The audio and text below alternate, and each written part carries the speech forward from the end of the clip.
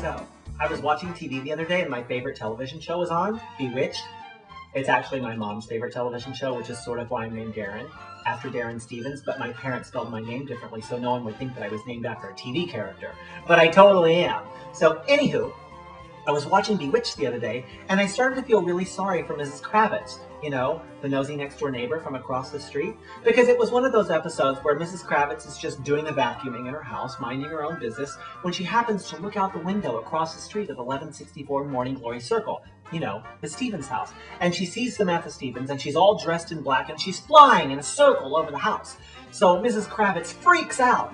Edna! Edna, come quick! Mrs. Stevens is flying in a circle over the house! So, of course, by the time Abner, that's her husband, gets to the window and looks out, he sees Samantha Stevens and she's dressed in regular clothes and just walking up the sidewalk.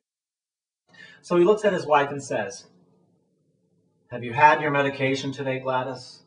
And I thought, poor Mrs. Kravitz. She thinks she's going completely insane, but we all know that she isn't, and she has this totally unsupportive husband. I mean, Gladys Kravitz does everything around there. She does all the cooking, all the cleaning, all the laundry, and what have you ever seen Abner Kravitz do? Laying on the couch, doing a crossword, drinking a cup of coffee, and he's always trying to push pills onto his wife. So on top of everything, she probably has a substance abuse problem too. So I thought, Bewitched should have done one of those very special episodes that deals with the trials and tribulations of Mrs. Kravitz, and it would go something like this. So, one day, Mrs. Kravitz finally decides that she is going to see a psychiatrist. So she's there in the doctor's office, lying on the couch, and she's like, "Mrs. Stevens is a witch! Mrs. Stevens is a witch!" And the doctor's going, very interesting. But inside he's thinking, oh my God, I don't know if I can help this woman, because it turns out that the psychiatrist that she went to see is actually Dr. Bellows from I Dream of Jeannie.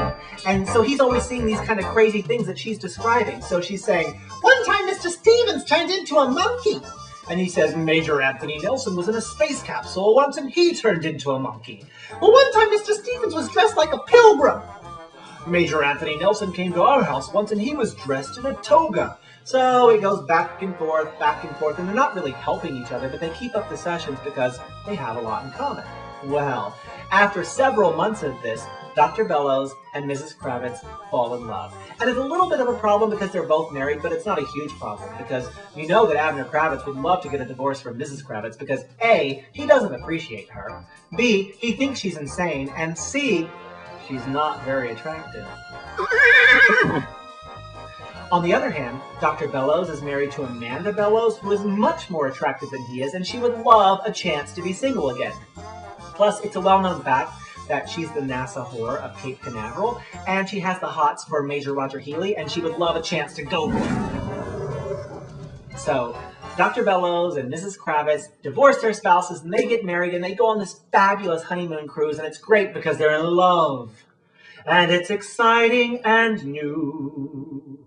Come aboard, they're expecting you. They're on the love boat. Yeah, they're on the love boat for their honeymoon, and it's great. They meet Julie McCoy, the cruise director, and she hooks them up with some shuffleboard on the Lido deck, and they get second prize, and they see some great entertainment while they're there. They thought they were going to see Steve Lawrence and Edie Gourmet, but it turns out that that week Edie had a little throat infection, so they ended up seeing Charo instead, and Charo was all, "Coochie, coochie, coochie, coochie, coochie, coochie," and they loved it. They thought she was so much fun. They just had a great time on the trip. There were only a couple of awkward moments. One of them was when Dr. Bellows thought he saw Jeannie. So he went up to talk to her, but she totally wouldn't even give him the time of day. Awkward! But it turns out that it wasn't actually Jeannie. It was just Barbara Eden, and she was guest starring on The Love Boat, but now she was playing a romance novelist by the name of Victoria Mallory. And Victoria Mallory doesn't even know Dr. Bellows, so it was completely understandable. And then later on, Mrs. Kravitz-Bellows That's her new name. She thought she saw Larry Tate, Darren Stevens' old boss from Bewitched, so she went up to talk to him, but he didn't remember her. But again, it wasn't a big deal because they had only met one time, and it was at a cocktail party at the Stevens house, and she was only there for about 3 minutes because she was just borrowing a cup of sugar. So the cruise is over. They had this great time, and they decided that they were going to leave the craziness behind them. So they buy their dream house, and it's so cute and darling. It's got a white picket fence, and it's at 1314 Mockingbird Lane. And that's where I start to get a little upset again because I know who their neighbors are at 1313 Mockingbird Lane. Yeah, it's the Munsters. That's where the Munsters live. So I know it's only a matter of time before Grandpa Munster turns himself into a bat and starts flying in a circle around the house, and either Dr. Bellows or Mrs. Kravitz-Bellows looks out the window and sees it, and it's right back to crazy square one.